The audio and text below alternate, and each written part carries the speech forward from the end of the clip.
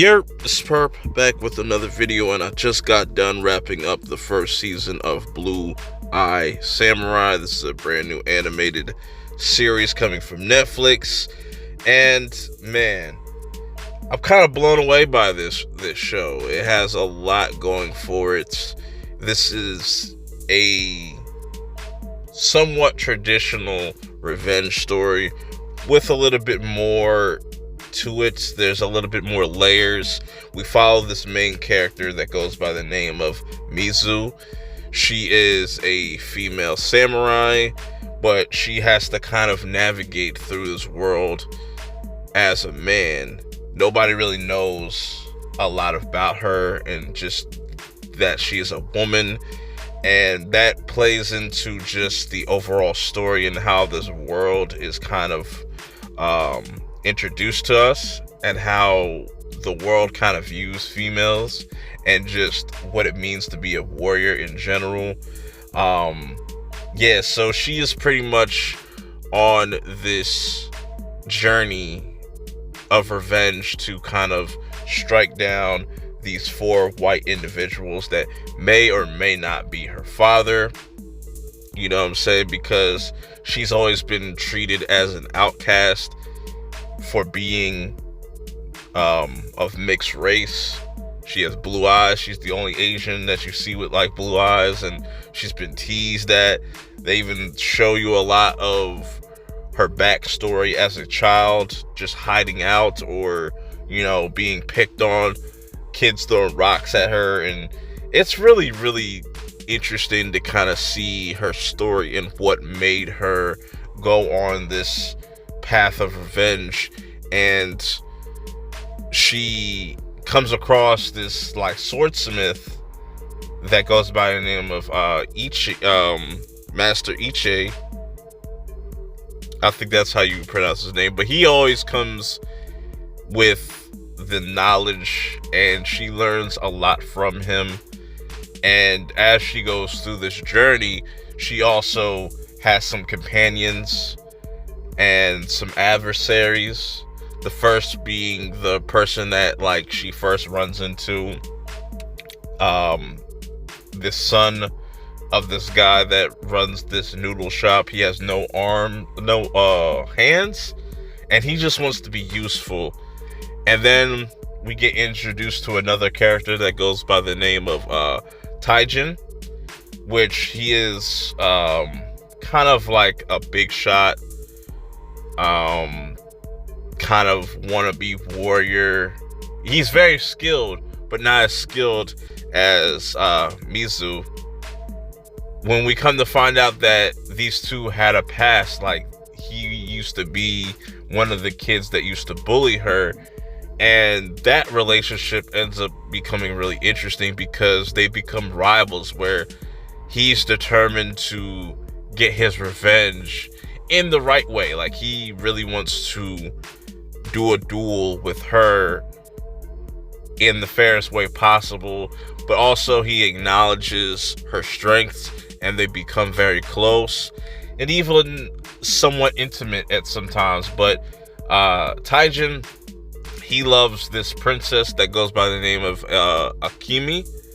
And Akemi is also a dope character as well, because she has her own motivations, where she is kind of sick of playing the princess, being forced to marry people that are just going to treat her like shit. And like I said, that's a kind of a theme throughout this whole entire first season, where a woman doesn't have much to do other than to serve men, whether it be pleasure or, just to be there as like an object.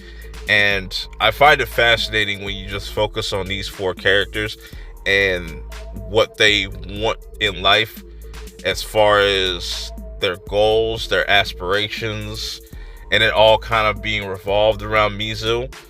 And Mizu kind of opening up the idea of, it's okay to have people come along with your journey, and it's not all about revenge, because she gets blinded by revenge, and it makes her a more skilled person where you don't have to worry about emotions and stuff like that. And you see what kind of drove her to this conclusion where I must kill whoever my father is for making me this way, for making my life a living hell.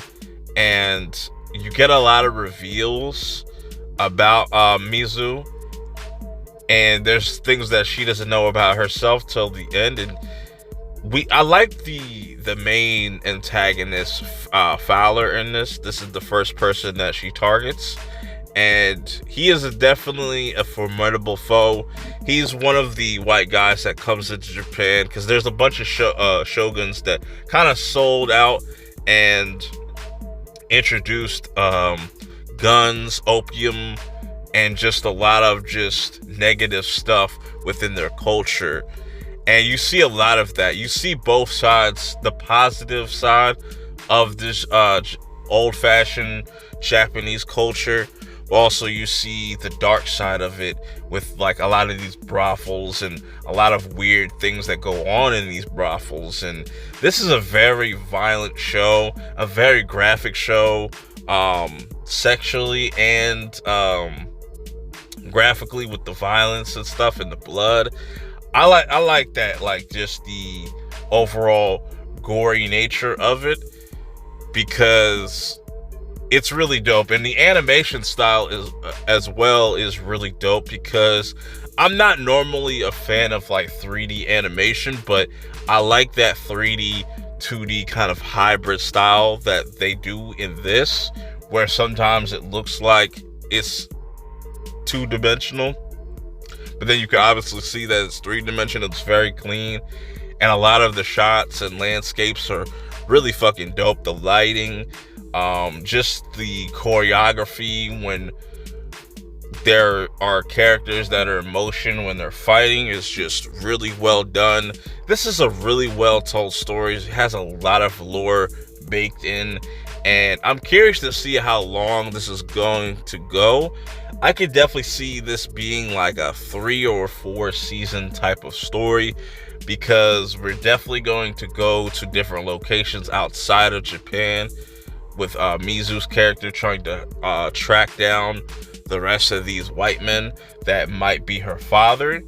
And we might meet a lot newer people, and I'm curious to see how characters like Akime is going to kind of be in the second season, because she's definitely went through some transitions, and maybe she'll take more of a villain route in some kind of capacity, or she'll do more good than harm than the people before them.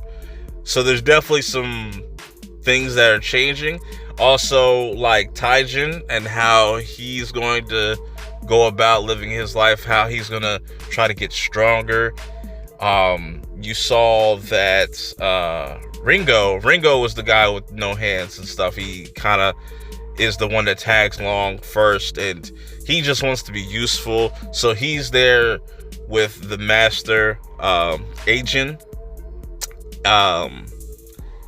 And I'm curious what they're going to do with that, and if Mizu is going to reunite with these characters in some kind of capacity, or is she going to go to London by herself? We're going to get introduced to a slew of new characters.